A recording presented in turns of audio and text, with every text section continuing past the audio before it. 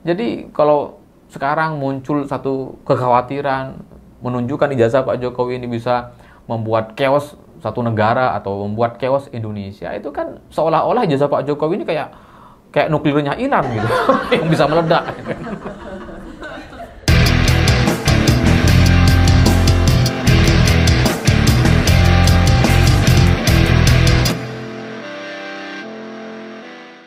Selamat malam semuanya. Hari ini kuasa hukum Pak Jokowi memberikan satu pernyataan yang sangat-sangat bombastis bahwa katanya kalau ijazah Pak Jokowi ditunjukkan, ini bisa membuat negara chaos. Ini ketika saya baca judulnya aja pertama kali, alah apa ini gitu ya. Bombastis sekali. Awalnya saya curiga yaitu cuma bagian dari gimmick wartawan yang coba mengambil sisi yang paling menarik atau paling bombastis. Dan setelah saya coba baca, ternyata memang ada pernyataan yang demikian dari kuasa hukum Pak Jokowi. Jadi katanya nanti ini alasannya bisa membuat banyak pejabat atau tokoh-tokoh yang lain itu ditanya soal ijazahnya, dan itu akan membuat chaos. Pernyataannya kira-kira seperti ini. Bayangkan, semua yang dituduh dipaksa untuk menunjukkan ijazahnya. Ini bisa terjadi pada siapapun, kepada kepala daerah manapun, kepada anggota DPR manapun, kepada masyarakat sipil manapun. Bayangkan kalau itu terjadi, kan negara ini chaos. Kata Pak Yakub. Kuasa hukum Pak Jokowi ini kayaknya imajinasinya tuh terlalu jauh. Bagaimana ceritanya menunjukkan sebuah ijazah itu kemudian membuat chaos satu negara? Lah wong nunjukin ijazah ini biasa aja kok. Kita itu udah berkali-kali nunjukin ijazah gitu. Ya bahkan kadang kita mengajukan KPR rumah atau kredit gitu ya. Kita juga nunjukin ijazah tuh. Atau bikin paspor biasanya juga menunjukkan ijazah, fotokopi ijazah. Jadi itu biasa aja. Saya dulu kalau nggak salah ingat ketika saya bikin paspor, saya menunjukkan ijazah asli gitu. Jadi di Indonesia ini ada banyak keperluan-keperluan administratif, termasuk misalkan bikin SIM gitu ya, yang mengharuskan kita untuk menunjukkan ijazah asli, bikin SKCK, paspor, SIM, gitu ya. Dan mungkin yang lain-lain juga bisa menunjukkan atau memberikan ijazahnya gitu. Jadi ya selama ini nggak pernah ada cerita chaos karena gara-gara kita menunjukkan ijazah. Jutaan orang melakukan ini dan selama bertahun-tahun mereka biasa-biasa saja menunjukkan ijazah. Jadi yang diminta untuk menunjukkan ijazah nggak cuma Pak Jokowi, jutaan orang termasuk kita sendiri gitu. Dan kalau kita ingat, semua pejabat yang ingin menjadi calon kepala daerah atau calon legislatif gitu ya, itu juga diminta tuh ijazahnya gitu ya, pendidikan terakhir ditunjukkan ijazahnya dengan fotokopi dan nanti dibuktikan dengan ijazah asli. Apakah itu kemudian membuat negara chaos? Ya nggak ada. Kita udah pemilu berkali-kali dan biasa aja. Jadi pernyataan kuasa hukum Pak Jokowi yang katanya membuat ijazah palsu ini bisa membuat chaos, itu saya nggak ngerti dia berpikir atau berimajinasi dari sudut pandang atau arah yang seperti apa gitu. Karena kalau dia menyayangkan nanti takutnya para pejabat kita diminta untuk menunjukkan ijazah, ya bertahun-tahun kita sudah melakukan itu. Semua calon pejabat melakukan itu. Nggak ada masalah gitu kan. Dan kalau kuasa hukum mengatakan bahwa ya ini seharusnya tidak perlu menunjukkan ijazah, yang harus membuktikan itu adalah pihak yang meragukan atau pihak yang menuduh. Mereka harus membuktikan kalau ijazah Pak Jokowi itu palsu, dan itu sebenarnya juga sudah dilakukan sama pihak penggugat seperti Dr. Tifa, Roy Suryo, Rismond dan sebagainya. Ada banyak data yang kemudian mereka munculkan, tampilkan, dan itu mencurigakan, yang sampai sekarang juga masih belum bisa dikonfirmasi atau dibantah oleh pihak manapun. Ya banyak data yang kemudian sekarang terlihat aneh sekali dan ya mencurigakan gitu, seperti misalkan soal KKN tahunnya tidak sinkron dengan tahun kelulusan Pak Jokowi, dan dari data-data yang disampaikan oleh Bareskrim juga ada kemudian pertanyaan-pertanyaan yang sampai sekarang itu nggak terjawab gitu. Jadi ya bahwa situasinya hari ini kuasa hukum Pak Jokowi seperti kebingungan atau kelimpungan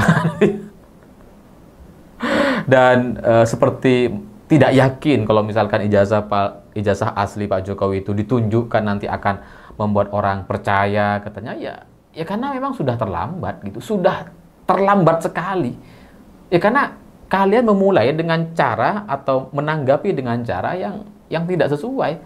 Sejak awal ini adalah isu politis. Makanya kemudian seharusnya diselesaikan secara politis. Kalau dengan bukti-bukti yang seperti sekarang ditunjukkan, yang kemudian membuat orang jadi semakin curiga, ya wajar kalau kemudian isunya jadi nggak selesai-selesai gitu. Seandainya sejak awal ditunjukkan ijazah Pak Jokowi, ya maka nggak akan ada pertanyaan kenapa rumah Pak Kasmojo beda, misalkan gitu ya.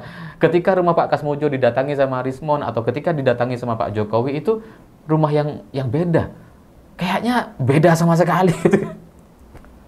Juga nggak akan ada pertanyaan seperti yang disampaikan oleh Dr. Tifa, kenapa surat kabar yang memuat tanggal 5 puasa itu beda dengan kebiasaan atau yang seharusnya dituliskan 5 poso, tidak puasa gitu. Nggak ada juga cerita KKN yang dipertanyakan tahunnya tidak sesuai dengan tahun kelulusan Pak Jokowi. Jadi semua pertanyaan-pertanyaan ini itu tidak akan muncul seandainya Pak Jokowi sejak awal sudah menunjukkan ijazahnya. Ya kalau sekarang kemudian membuat semua kecurigaan ini menguat atau bahkan membuat orang yang selama ini meyakini ijazah Pak Jokowi asli itu sekarang mulai ragu-ragu, mulai curiga juga. Teman-teman saya banyak tuh yang mulai curiga.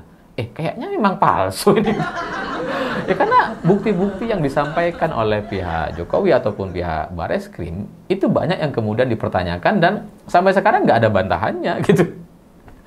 Nah, situasi ini terjadi semuanya itu karena ulah kalian sendiri yang coba membuktikan dengan bukti dan data, tapi ternyata bukti dan datanya justru semakin mencurigakan. Ya bagi saya ijazah Pak Jokowi ini ya ijazah yang sama saja seperti ijazah orang lain gitu ya, yang seharusnya ya dibuat dengan kertas gitu ya, yang tidak bisa meledak seperti nuklir, seharusnya ya ijazah yang sama gitu. Jadi kalau sekarang muncul satu kekhawatiran menunjukkan ijazah Pak Jokowi ini bisa membuat chaos satu negara atau membuat chaos Indonesia, itu kan seolah-olah ijazah Pak Jokowi ini kayak nuklirnya Iran gitu yang bisa meledak. Seolah-olah kan seperti itu, seolah-olah berbahaya sekali kalau ditunjukkan ini nanti bisa membuat negara lain jadi mengancam atau menyerang Indonesia. Jadi ya gak usah lah mengarang-ngarang seperti itu yang membuat negara ini bisa chaos dan sebagainya, karena pada intinya, pada kenyataannya jutaan orang termasuk saya itu sudah pernah berkali-kali menunjukkan ijazah asli kita untuk keperluan administrasi dan itu tidak membuat negara ini chaos. Sudah berkali-kali ribuan orang melakukan, jutaan orang melakukan, nggak ada ceritanya gara-gara kita nunjukin ijazah terus jadi chaos, nggak ada pengaruhnya gitu. Dan selain itu Pak Jokowi juga sudah bukan presiden Indonesia, sehingga dampaknya apapun itu, mau dianggap ijazah palsu, ijazah asli dan sebagainya, itu dampaknya nggak ada secara politik. Karena Pak Jokowi udah nggak jadi presiden, mau diapain lagi gitu? Mau dilengserkan nggak bisa, udah lengser. Dan kalaupun ijazah Pak Jokowi katakanlah palsu, ya mau ngapain gitu? Pak Jokowi juga nggak bisa diapa-apain ya, karena menjadi calon presiden ya cukup ijazah SMA seingat saya gitu. Jadi ya nggak mungkin rasanya menunjukkan ijazah itu membuat negara menjadi chaos. Ya nggak tahu apa yang sebenarnya sedang terjadi dan dialami oleh kuasa hukum Pak Jokowi, sehingga belakangan memunculkan satu pernyataan-pernyataan yang bombastis, yang sangat sangat tidak masuk akal, dan itu kerap mereka lakukan akhir-akhir ini ketika isu ijazah palsu ini semakin tertekan. Karena semakin banyak orang mempertanyakan, semakin banyak orang mencurigai, dan itu semua sekali lagi gara-gara ulah para kuasa hukum yang tidak sinkron ini. Oleh kuasa hukum dan pihak Bareskrim yang bukti-bukti atau data-datanya itu semakin mencurigakan.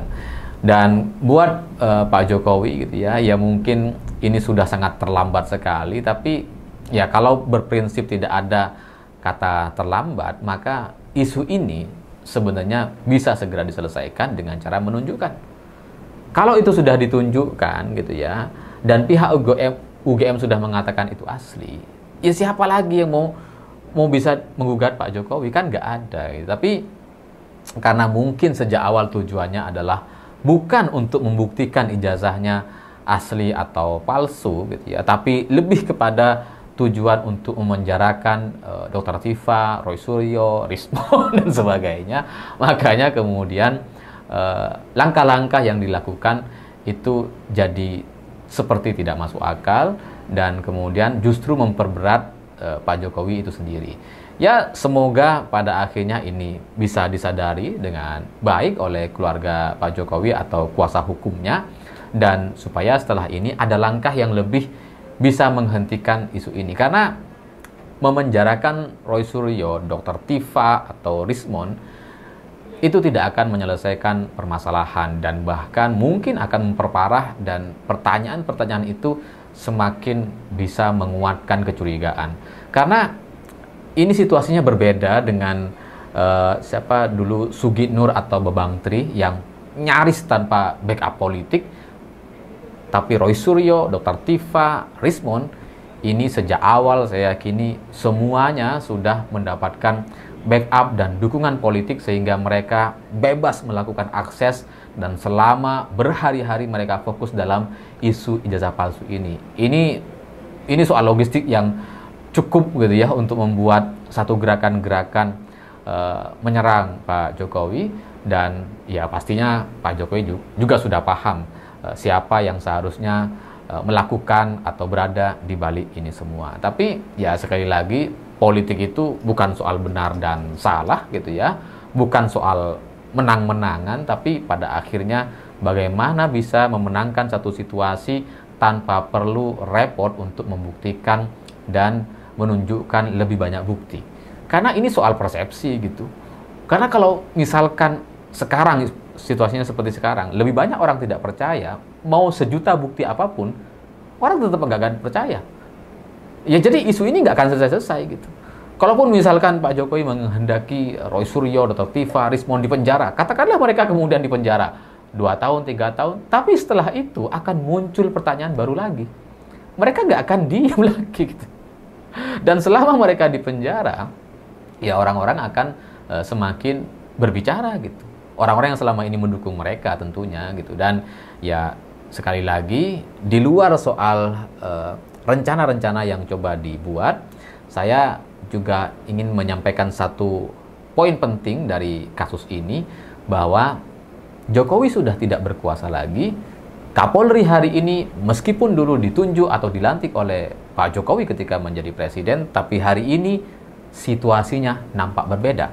Itulah yang membuat isu atau kasus ini jadi seperti jalan di tempat. Karena memenjarakan seorang Roy Suryo, Dr. Tifa, Rismon yang selama ini begitu loyal untuk menjadi pihak yang anti dengan Jokowi gitu ya, itu tidak akan pernah sama lagi, karena ini di rezim yang berbeda. Ini bukan lagi rezim Jokowi, meskipun beberapa orang Pak Jokowi masih berkuasa gitu ya, tapi pada akhirnya mereka-mereka ini adalah orang-orang yang sejak awal loyal sekali dengan Pak Prabowo sejak tahun 2014 setahu saya, dan konsisten menyerang Pak Jokowi. Dan Presiden Prabowo sendiri pasti juga sudah memahami siapa orang-orang di balik ini semua, sehingga tidak mudah rasanya dari backup-backup politik yang mereka miliki untuk kemudian membuat mereka berakhir seperti Sugi Nur dan Bebang Tri. Tapi pada akhirnya seperti yang pernah saya sampaikan sebelumnya, saya tidak di pihak manapun.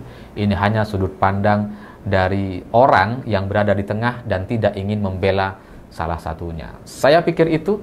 Terima kasih sudah menonton. Begitulah kura-kura.